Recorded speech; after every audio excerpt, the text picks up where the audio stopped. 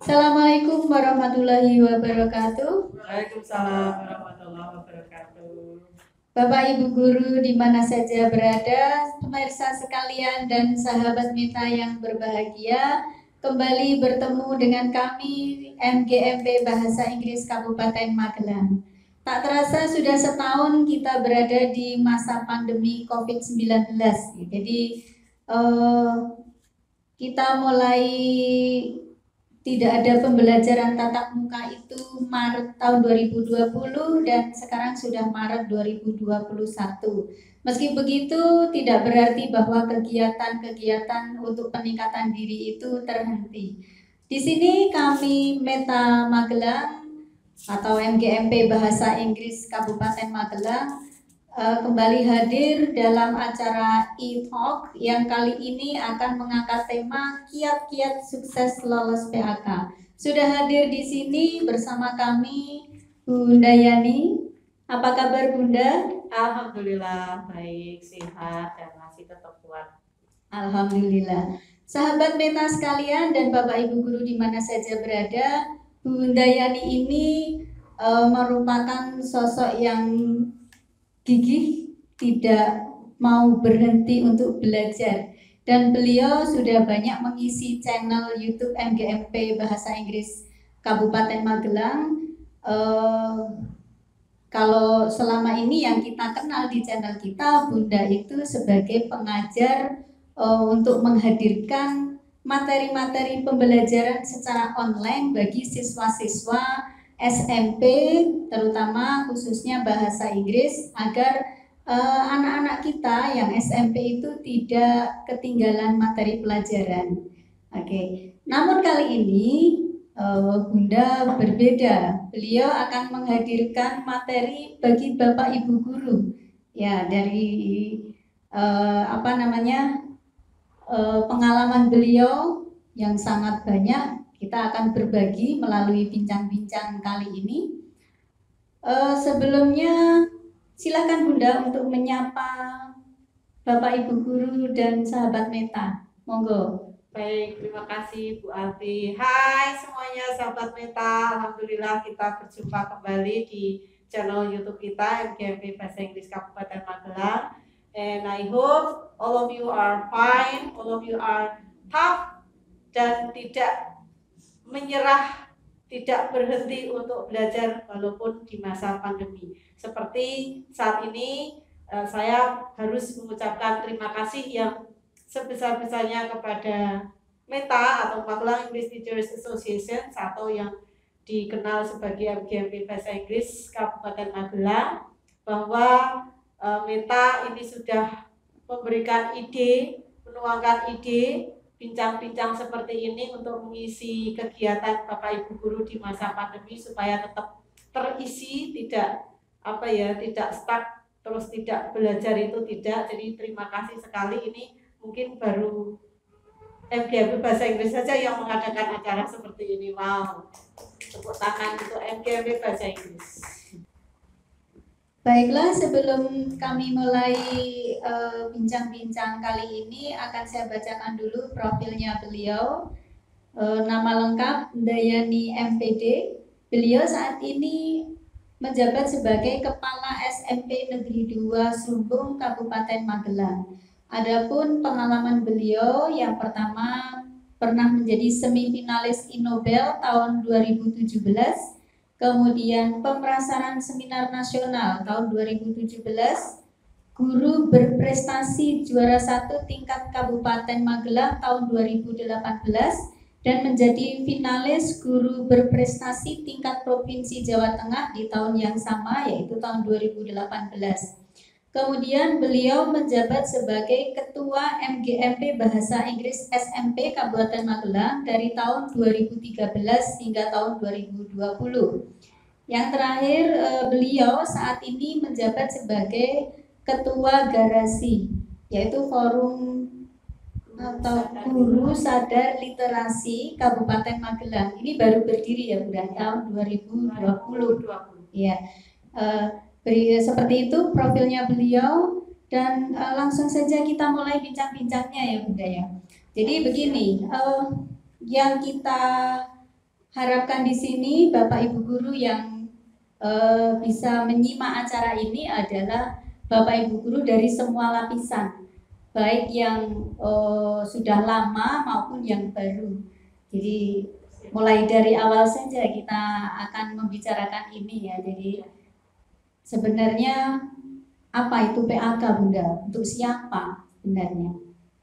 Baik, kalau ngomongin PAK itu memang atau pengajuan angka kredit itu memang di Kabupaten Magelang ini memang masih sangat spesial karena di setiap periodenya kan kalau PAK itu periode April sama Oktober itu menurut informasi dari bidang GTK Kabupaten Magelang itu masih relatif sangat rendah dan itu tidak tahu mengapa, yang penting yang jelas PAK ini merupakan hak yang diperoleh oleh setiap pegawai negeri sipil di mana untuk menggunakan hak ini tentu saja harus ada melaksanakan kewajibannya dahulu. Nah, jadi PAK ini sebenarnya hanya untuk sejauh ini itu hanya untuk guru yang berstatus sebagai pegawai negeri sipil. Jadi yang bukan pegawai negeri sipil saya tidak tahu karena yang teman-teman itu ada yang ketika di yayasan itu ada pangkat 3C tapi itu kan tidak melalui PAK tapi datang itu yayasannya ya. Tapi kalau yang PAK murni itu hanya diperuntukkan untuk pegawai negeri sipil. Jadi yang berhak ini hak yang perlu disampaikan ke teman-teman semuanya adalah PAK itu memang hak mereka, tapi hak ini pun diperoleh ketika sudah melaksanakan kewajibannya. Nah, ini yang harus disampaikan ke teman-teman. Memang ada beberapa pendapat bahwa saya nggak mau mengajukan PAK dan sebagainya ya. That's no problem, tidak jadi masalah tidak mengajukan PAK, mau di 4A terus it's okay selama dibalik haknya itu dilaksanakan. Itu yang perlu dipahami semuanya. Jadi kan selama ini kalau kesannya kalau tidak mengajukan PAK ya berarti kewajibannya juga ngapain PAK itu kan juga harus bikin ini lah. Kalau tidak mengajukan PAK ngapain harus bikin ini. Nah, itu yang harus disamakan persepsinya. Jadi walaupun tidak mengambil haknya tapi tetap kewajiban tidak bisa ditawar-tawar kan. Nah, itu. Tadi Bunda bilang bikin ini. Bisa dijelaskan lebih lanjut Bunda. Jadi langsung saja nanti dengan bagaimana sih cara mengajukan PAK. Oke, siap. Maksudnya gini, sejak ada Permen PAN dan RP nomor 16 tahun 2009 itu kan yang sekarang sudah direvisi jadi tahun 2019 itu kan sudah jelas bahwa untuk pengajuan PAK itu setiap pegawai negeri sipil, kalau kita guru yang pegawai negeri sipil itu kan tidak seperti dulu lagi. Pasti Bu Amfi dan teman-teman yang ada di rumah mungkin masih ingat ketika dulu sebelum tahun 2009 itu mengajukan PAK itu setiap 4 tahun mengajukan begitu sampai SK berjubel itu kan, dan itu langsung lolos. Nah, itu kan sejak diterbitkannya Permen PAN dan RP nomor 9 tahun 2000 nomor 16 tahun 2009 itu kan untuk pengajuan PAK itu harus menggunakan atau melaksanakan hal-hal yang memang dituangkan di dalam Permen PAN dan RP itu. Nah, yang dicantumkan di situ mungkin teman-teman yang ada di rumah pasti juga sudah tahu bahwa karena ini memang panduan kita, jadi Permen PAN dan RP nomor 16 tahun 2009 itu kan panduan kita sebagai kalau kita mau menggunakan hak kita. Nah, itu ada, jadi kalau menurut Permen PAN dan RP nomor 16 tahun 2009 itu kan ada, kalau dulu kan ada unsur dulu ada 3, sekarang cuma ada 2, yaitu unsur utama dan unsur penunjang. Nah, yang unsur utama itu yang ketika kita mau mengajukan PAK itu kan ada pendidikan, kemudian pembelajaran sama PKB. Nah ini yang harus dipenuhi oleh teman-teman ketika mau mengajukan PAK. Nah pendidikan itu sudah jelas kita memperoleh ijazah juga kalau misalnya kita melanjutkan studi itu juga kalau selama itu belum dinilaikan bisa diajukan lagi. Kemudian yang pembelajaran tahulah pembelajaran atau pembimbingan ya proses pembelajaran atau pembimbingan bagi yang guru BK itu jelas melalui PKG atau penilaian kinerja guru. Sementara yang PKB yang harus disertakan itu kan ada 3 yang PKB. Jadi yang pertama diklat pendidikan dan latihan, kemudian kegiatan kolektif guru sama PIKI atau PIKI atau publikasi ilmiah dan karya inovatif. Nah ini yang harus disiapkan oleh teman-teman ketika mereka mau mengajukan PAK. Tapi di Kabupaten Magelang itu sendiri itu sudah dipermudah karena ketika mau mengajukan PAK itu kita sudah bukan kita yang maaf itu di Kabupaten Magelang itu sudah dibantu dengan PAK tahunan. Jadi kalau ngomongin tentang PAK itu di Kabupaten Magelang dan mungkin juga di kabupaten-kabupaten lain di seluruh Indonesia itu ada PAK tahunan dan juga untuk PAK yang untuk kenaikan pangkat. Nah itu yang harus disiapkan. Nah adanya PAK tahunan di Kabupaten Magelang itu sebenarnya bukan sebenarnya tapi ini justru membantu teman-teman untuk memperingan ketika mereka akan mengajukan angka kredit atau mengajukan kenaikan pangkat sehingga mereka tidak lagi berjubel-jubel filenya tidak ini tetapi sudah langsung pakai yang diajukan setiap tahun itu. Sementara nanti kalau untuk PAK untuk kenaikan pangkat itu mereka tidak perlu lagi mengajukan yang tahunan PAK tahunan itu enggak, tapi cukup yang terakhir yang belum mereka sertakan atau belum mereka buat PAK tahunannya itu yang mungkin teman-teman belum tahu gitu ya. Sebenarnya ada juknisnya ya? Ada, jadi ketika kita PAK tahunan kan mesti ada surat edaran dari dinas. Nah itu kita ini aja, kita pedomani aja itu yang perlu kita siapkan apa itu mestinya ada gitu. Kemudian iya, tapi kalau untuk yang tadi ya kalau yang sesuai dengan Permen-Pan dan RP nomor 16 tahun 2009 itu kan memang kesannya sekarang ini yang mereka takutkan kan yang itu ya Bu ya yang PIKI. Nah, itu dan juga yang mungkin yang lainnya itu aja. Jadi itu ya perbedaan antara PAK untuk tahunan dan PAK yang akan diajukan untuk kenaikan pangkat. Iya, betul. Jadi kalau yang PAK tahunan kan di Kabupaten Magelang tidak menggunakan PIKI, hanya pembelajaran sama unsur penunjang aja. Nah, berarti ketika teman-teman mau mengajukan kenaikan pangkat, yang yang pembelajaran itu tidak perlu disertakan lagi. Yang unsur penunjang juga tidak perlu disertakan lagi. Mereka cuma membutuhkan yang laporan pengembangan diri aja sama PIKI-nya, yang PKB-nya sama PIKI-nya aja yang harus disiapkan ketika mereka mau naik pangkat.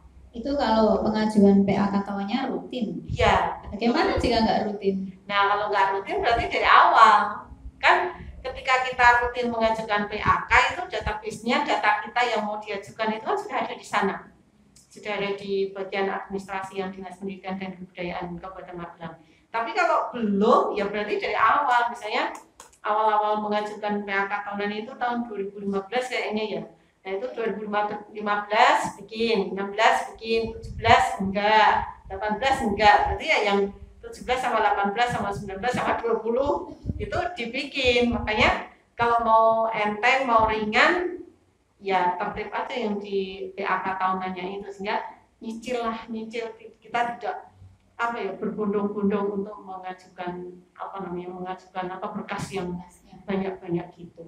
Berkasnya nggak terlalu numpuk. Iya, nggak terlalu numpuk.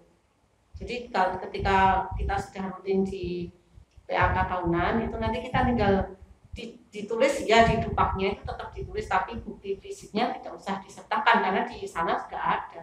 Bahkan nilainya pun sudah ada gitu. Oke. ini masih ada lanjutannya dengan PKG, termasuk laporan PKG itu ya.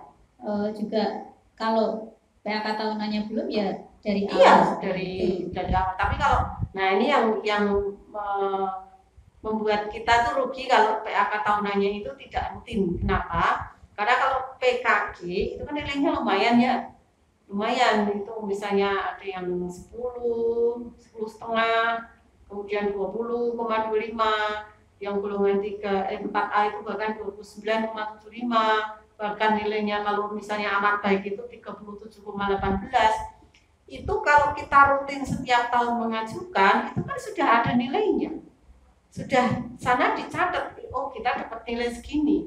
Tapi ketika kita tidak rutin, misalnya dari 2015 kita tidak mengajukan PAK tahunan, kemudian sekarang tahun 2021 mau mengajukan PAK untuk kenaikan pangkat, maka nanti yang diakui, yang dinilai itu hanya 3 tahun terakhir saja, kan berarti yang 2020, 19 sama 18.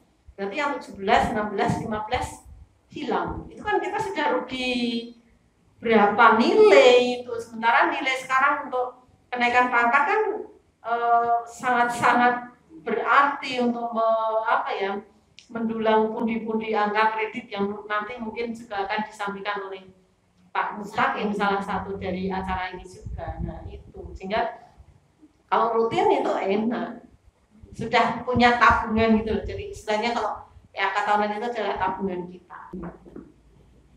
Kita sudah sering rutin gitu ya mengajukan PAK tahunan. Tapi yang menjadikan guru-guru itu galau, kok kita nggak mendapatkan buktinya bahwa kita itu sudah mengumpulkan. Jadi apakah sudah terdaftar di sana ataukah belum, kita kan nggak tahu. Itu kejelasannya bagaimana? Oke, siap. Nah ini yang mungkin perlu teman-teman guru di Kabupaten Magelang perlu juga ini ya, karena dan berterima kasih pada MGMP Bahasa Inggris Kabupaten Magelang karena ini baru satu-satunya MGMP yang memfasilitasi seperti ini, sehingga mungkin kalau yang sudah mengajukan kenaikan pangkat itu sudah tahu mereka, tapi kalau yang sudah naik pangkat sama yang belum di Kabupaten Magelang ini kan perbandingannya kan jomplang gitu. Ibaratnya kalau dalam bahasa Jawa jomplang gitu guys. Nah itu gini, jadi ketika kita mengajukan, ini berdasarkan pengalaman saya ya, ketika kita mengajukan PAK tahunan secara rutin, itu teman-teman yang ada di rumah tidak usah galau, don't be sad, no problem. Jadi gini, apa yang sudah kita ajukan ke sana, ke Dinas Pendidikan dan Kebudayaan di sana itu tidak akan hilang, karena saya yakin PAK tahunan kita itu sudah dinilai setiap tahun dinilai. Nah yang dipertanyakan sama teman-teman, mana buktinya kalau itu sudah dinilai, kok kita selama ini nggak pernah menerima gitu kan. Nah itu ternyata dinilai, yes dinilai, don't worry. Ini saya yang bicara ini yang pernah mengalaminya sendiri, dan mungkin teman-teman yang sudah naik pangkat juga sudah mengalaminya sendiri, tetapi mungkin belum punya sarana atau belum punya media aja untuk menyampaikan ke teman-teman. Nah ini sekalian saja gini, jadi yang kita ajukan melalui PAK tahunan itu tidak hilang. Itu buktinya adalah ketika saya mengajukan kenaikan pangkat ke 4B, itu ternyata ketika saya menerima SK yang 4B itu saya juga menerima PAK tahunan, berkas PAK tahunan yang 2015, 2016, 2017 dan 2018 itu yang ketika kenaikan pangkat yang PAK yang lolos itu. Jadi 2015, 16, 17, 18 itu ada sendiri-sendiri. Kemudian yang di 2018 itu dijumlah seluruhnya dari 2015, 16, 17 kan di PAK itu kan ada nilai-nilai yang lama dan nilai yang baru. Nah, jadi kan 15 itu nilai lama dari SKN passing sama yang kita ajukan. Nah, nanti di 16 itu yang lama itu ya dari passing ditambah yang 2015. Begitu seterusnya sampai di PAK yang 2018 itu saya terimanya yang dari 2017 ditambah yang 2018, dan itu jelas itu ketika saya membaca itu, oh berarti punya saya berkasnya disetujui semua karena sama dengan yang saya ajukan. Jadi kekhawatiran teman-teman semuanya ketika buat teman-teman yang sudah mengajukan PAK tahunan itu tidak akan terjadi kekhawatiran. Teman-teman semuanya itu hanya kekhawatiran saja, dan saya yakin di sana nilai penjenengan semuanya itu sudah tersimpan rapi. Nah, penjenengan bisa minta ketika penjenengan mau menggunakan nilai ini untuk kenaikan pangkat ke pangkat atau jabatan yang berikutnya gitu. Jadi nanti dikasihkan, tidak usah kita minta itu ini. Jadi ketika kita mau mengajukan kenaikan pangkat yang ini, yang bukan PAK tahunan, itu kita memang mencantumkan yang kemarin di PAK. Makanya yang file di PAK tahunan itu jangan sampai ditumpuk. Kalau ditumpuk ya teman-teman, maksudnya yang ini yang 2015 sudah harus langsung ditumpuk yang 2016, jangan, tapi disimpan sendiri-sendiri supaya nanti ketika kita mau mengajukan untuk yang kenaikan pangkat itu kita tahu, oh 2015 kemarin saya ngajuin ini. Nah itu ditulis lagi di dupaknya yang ketika kita mau mengajukan kenaikan pangkat itu 2015 ini, 2016 ini, 2017 ini sampai ke 2020 atau 2021 bahkan. Dan itu kalau kita sudah mengajukan PAK tahunan, kita nggak perlu ngajuin berkas lagi, cukup dengan daftar usulannya aja, karena nilainya di sana sudah ada. Kalau misalnya nanti tidak ada yang tidak disetujui, itu mesti di sana kelihatan gitu. Jadi nggak usah khawatir, don't worry. Kemudian Bunda, penilaiannya kan kita mencantumkan ini ya apa yang akan dibutuhkan. Nilainya itu kita mencantumkan angkanya itu dari mana? Nah itu kalau tentang penilaian, jadi maksudnya ini nilainya berapa itu kan? Yeah. Nah itu teman-teman bisa lihat di buku 4 dan buku 5. Jadi buku 4 itu tentang pelaksanaan PKP, di situ dari A sampai Z itu ada nilainya, dari pengembangan diri yang ini, terus kemudian yang ini, kemudian membuat PK-nya yang ini, itu ada semua, bahkan sampai ke nilai PKP yang golongan ini itu ada semuanya. Ya karena beda ya, beda golongan, ya, beda nilai. Beda nilai. Jadi ketika di SKP-nya itu akan kelihatan nanti yang golongan ini kok ini nilainya beda-beda ya, karena beda golongannya gitu. Bahkan yang golongannya sama pun, misalnya sama-sama dengan golongan 3C. Nah itu golongan 3C yang nilainya baik sama nilainya yang amat baik kan beda nilainya gitu. Iya, bagi teman-teman dan Bapak Ibu guru yang menyimak acara ini dan belum memiliki buku 4, buku 5, kami akan menyertakan nanti di deskripsi di bawah. Ini akan kami lampirkan juga linknya, bisa di-download buku 1, 2, 3, 4, 5 ya, gitu ya Bunda? Komplit ya. Jadi ya. Tapi remember, jangan cuma di-download ya teman-teman, tapi begitu di-download langsung di-print, dicetak. Jangan suka menyimpan file, karena kalau cuma menyimpan file itu cuma beratin apa? File aja di HP atau di laptop teman-teman semuanya, tapi langsung di print dan dipelajari. Karena kalau ini kan cuma membaca di ini, aduh kayaknya ini males nanti kalau ini. Tapi kalau di print, nah itu baru ini. Dan itu lengkap, buku 1 itu tentang pengelolaan PKB. Kemudian yang buku 2 itu tentang pelaksanaan PKG. Nah, teman-teman bisa tanya, lihat di sini apa sih yang dinilai. Kok saya nilainya segini itu kenapa sih, itu ada di sini. Yang buku 3 itu mungkin yang tidak begitu ini ya, karena untuk acuan pendidikan dan latihan untuk calon penilai angka kredit. Kemudian yang buku 4 itu untuk pelaksanaan PKB-nya, yang buku 5 itu untuk penilaian PKB-nya ini, PAK-nya tadi. Yang mungkin kita nggak begitu ngeh itu yang buku 1 dan 2. Iya, apa-apa. Lalu yang buku 4 Bunda, kan itu ada laporan ya pengembangan diri. Komplit. Iya, dan kadang-kadang sudah baca, itu masih ada kebingungan. Biar jelasnya, sampaikan di sini Bunda. Bagaimana sih kita membuat laporan pengembangan diri biar tidak ditolak, biar tidak direvisi, laporan pengembangan dirinya dulu. Seperti apa? Karena pernah ada yang menanyakan begitu, karena bingung gitu. Iya, berarti harus nonton ini biar nggak bingung. Karena nanti kalau tanya sesama teman yang ditanya juga bingung. Aduh, gimana itu? Ini nanti jadi rujukan loh Bunda. Ayo loh bahasa Inggris pas itu e-talk itu bicarakan ini gitu kan. Oh, gitu. Nonton gitu ya. Oke, teman-teman yang ada di rumah dan juga di sini untuk laporan pengembangan diri itu jadi gini.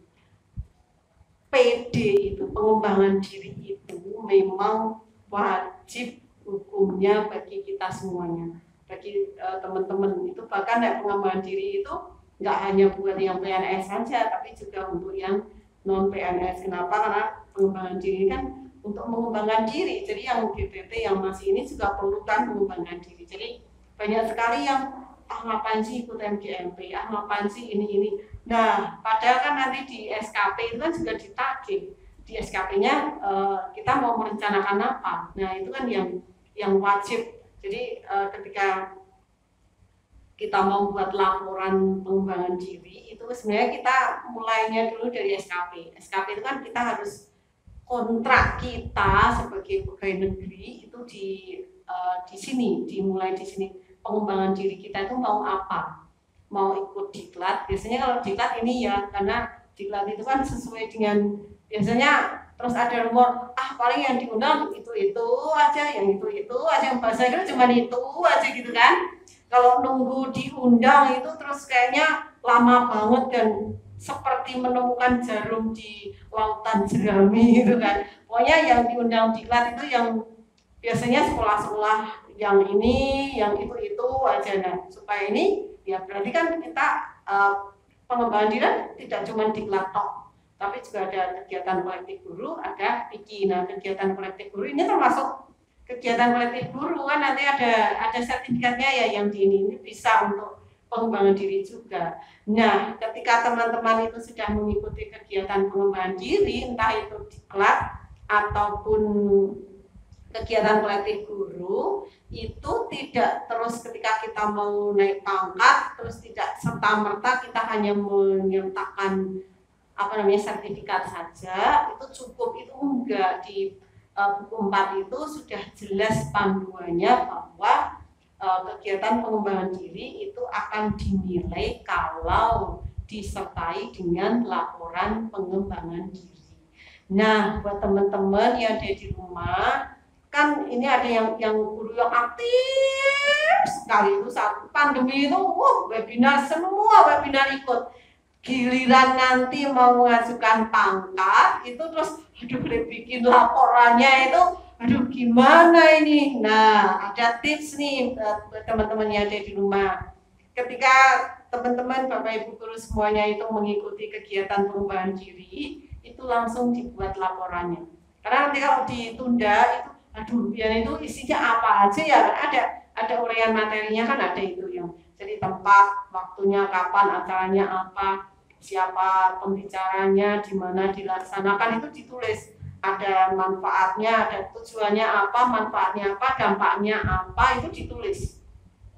Nah, kalau kita ikut 10 kegiatan pengembangan diri dan itu kita tidak rutin membuat laporannya, nanti ketika kita mau mengajukan pangkat, buat 10 laporan itu wow, luar biasa itu nanti. Jadi dicicil aja. Saat ini teman-teman yang dari rumah ikut e-talk dari MGMP Bahasa Inggris Kabupaten Magelang, langsung bikin. Karena ini 3 sertifikat ya berarti 3 laporan. Jadi sekarang lebih mudah karena langsung kegiatannya apa, kapan dilaksanakan, itu udah langsung ini. Jadi nanti disertai surat tugas ya teman-teman, surat tugas itu supaya kita legal lah mengikuti ini tuh, dapat izin dari pimpinan, kemudian sertifikat kalau tidak ada ya surat ini aja, keterangan dari panitia apa bahwa sudah mengikuti kegiatan ini, dan itu disertakan diakhiri dengan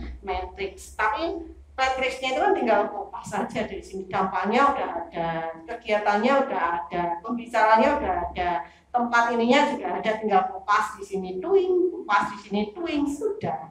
Itu jadi tidak hanya sekedar sertifikat aja, itu enggak, tapi harus dilengkapi dengan laporan pengembangan diri yang kita ikuti gitu. Jadi kalau dulu itu saya ingat waktu kita MGMP itu Bunda saat itu sebagai ketua itu pernah memberikan satu buku bendel kosong gitu ya, diisi pengembangan diri. Nah, itu ternyata bermanfaat sekali Bunda. Karena ketika saya bikin laporan dan lupa, tinggal buka itu saja, ternyata ada nama, tanggal, siapa pembicaranya, isinya apa gitu.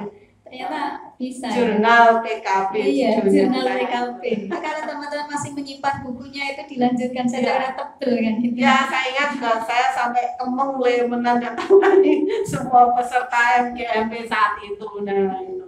Sampai saat ini juga saya ikuti itu yang tips-tips dari MGMP bahasa Inggris itu saya terapkan di sekolah saya.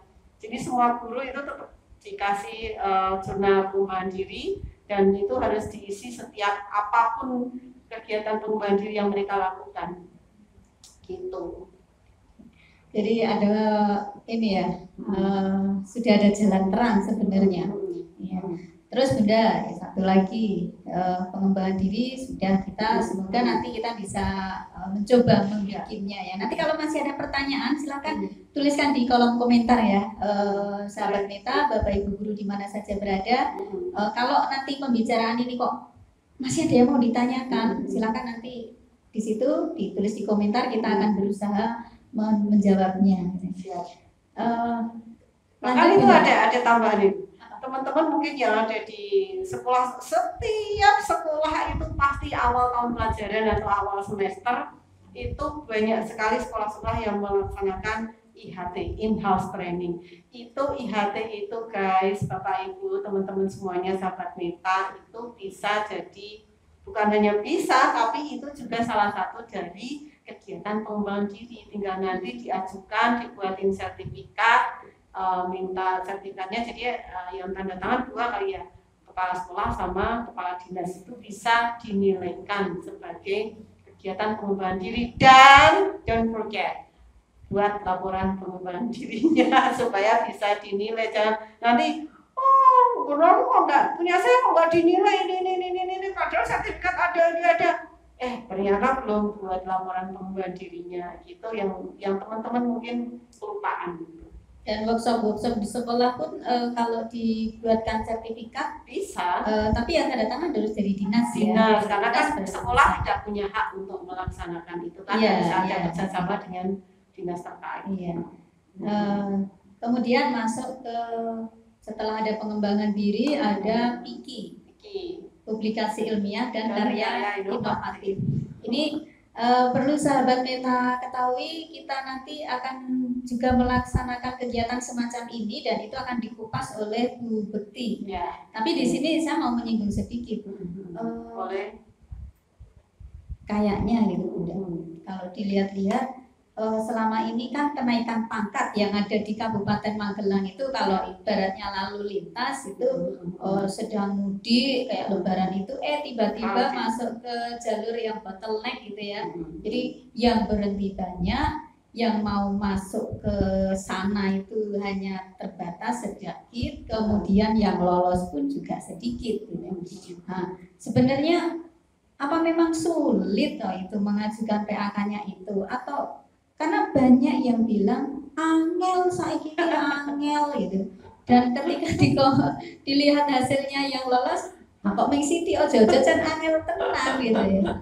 Ini sebenarnya yang terjadi bagaimana ini dari pengalaman Bunda, dari banyaknya Bunda berinteraksi dengan mereka-mereka yang sudah lolos PAK ini sebenarnya bagaimana?